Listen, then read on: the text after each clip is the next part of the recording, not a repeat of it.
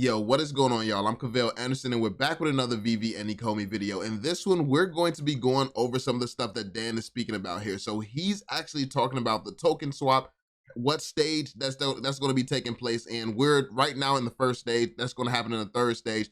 But he's also said something interesting, that they explain that there's going to be two different layers, I guess, to being on Ethereum. And on one layer, you can't use your tokens on VeVe, and on the other layer, on the other layer, you can't use your tokens on the exchange. So I guess there's going to be quite some level of swapping going back and forth. Also, he talks about Opensea and when that's going to be coming. So I think that this is interesting as well, because the value of collectibles are going to be going up, obviously, as they're able to be put on Opensea. So we're going to be seeing some things basically skyrocket in value when it goes over to Opensea. So it'll be interesting. It's going to be super interesting to see how this goes. But yeah, let's jump into it. Before we jump into it, be sure to drop that thumbs up, subscribe to the channel, turn on notifications so you stay updated with everything going on. And yeah, let's hear what he has to say about all this. Point, then yeah, you have the option to do your manual token swap if that's the way you want to do it. And there are two automatic token swap options as well. So we'll be releasing some further information about that over the coming weeks. Yeah, for sure. And I will just take this moment to reiterate, please only use the official links. You'll find them in our documents and on our website and things, but just be aware that this is crypto and scammers going to scam. So please use the official links. If anybody does want to take a look at that migration rollout plan, it is on the Ecomi blog, which just runs through the process. In the next few days, I'll look to release some more information about layer 1 and layer 2. That is really the only distinction you need to be aware of when it comes to your tokens. So, some processes will switch your Omi tokens to layer 2, which means you can use them within the VeVe app. But if you want to trade them or use them on exchanges, you need them on layer 1. Now, we've built a bridge between layer 1 and layer 2, which you will be able to access through the VeVe web wallet, which I think is omi.veve.me, if I'm not mistaken. Pretty sure.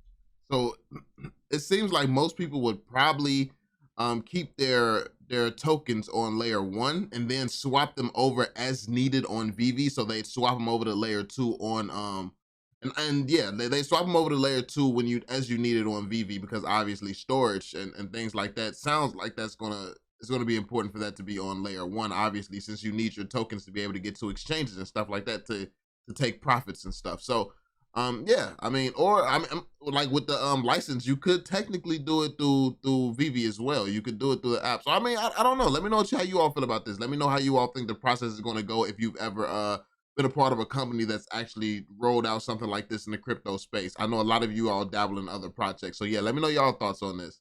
Because yeah, this is a first for me. This is a first time experiencing what's going to go on right now with VeVe. That's right. Yeah.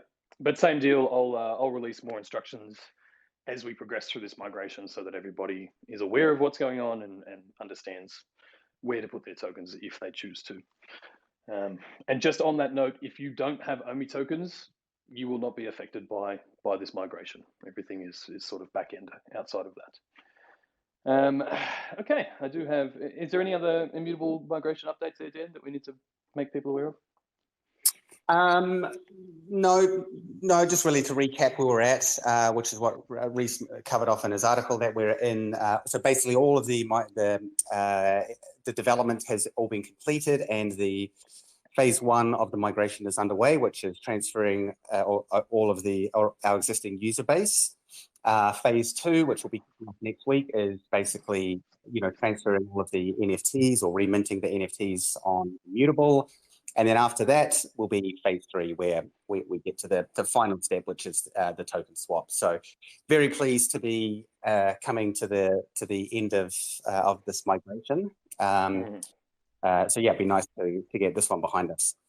Absolutely, it's been actually. And then one thing I did just want to touch on is that, and I did mention it briefly on the last AMA, which is that right now our focus is very much on the migration, which is quite a complicated process.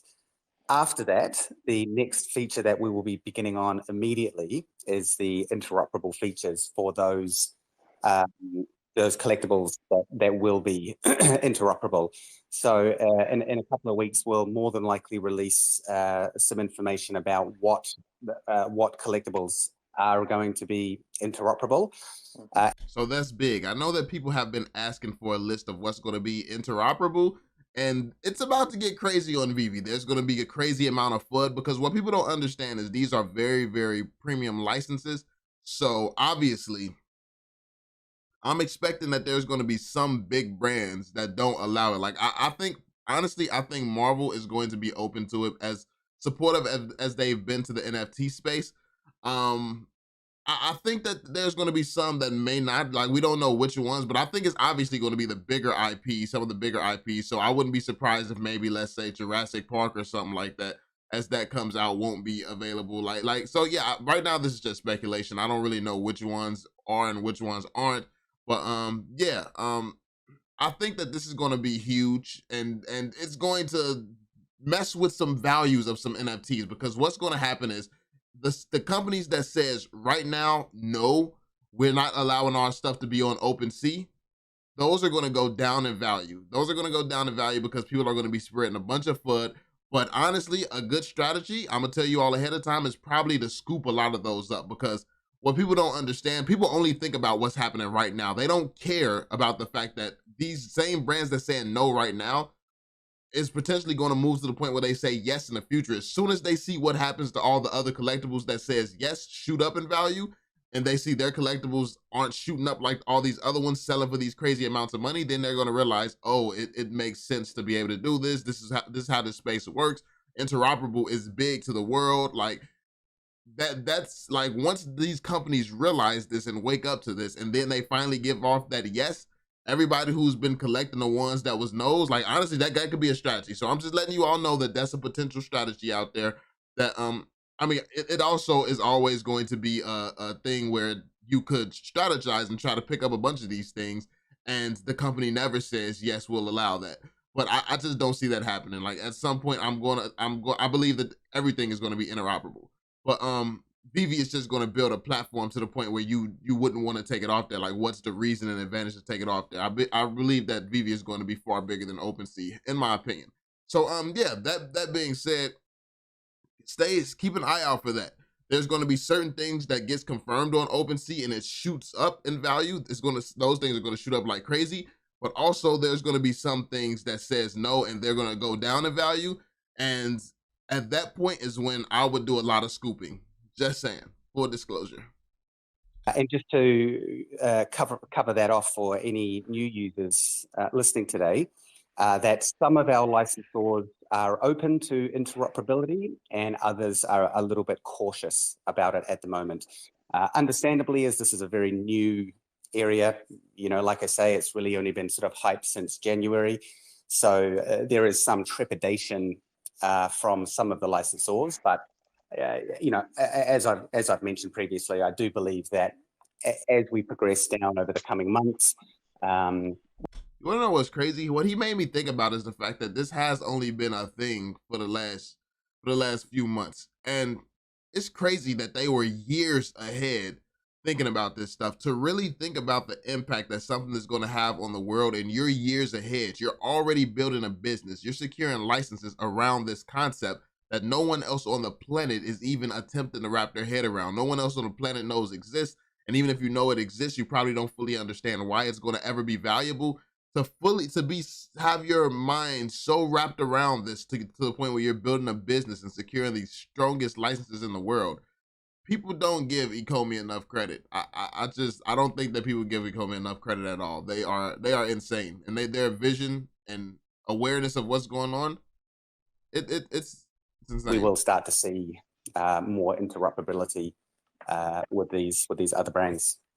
Yeah, it just seems to be where the momentum goes. Once a few people dive in and try it out, or a few licensors, and then everybody else gets their feet wet. So I think that will come. Now, I think you've been hard at work this week, Dan, on the Master Collector program and the Omi utility article that people have been waiting for.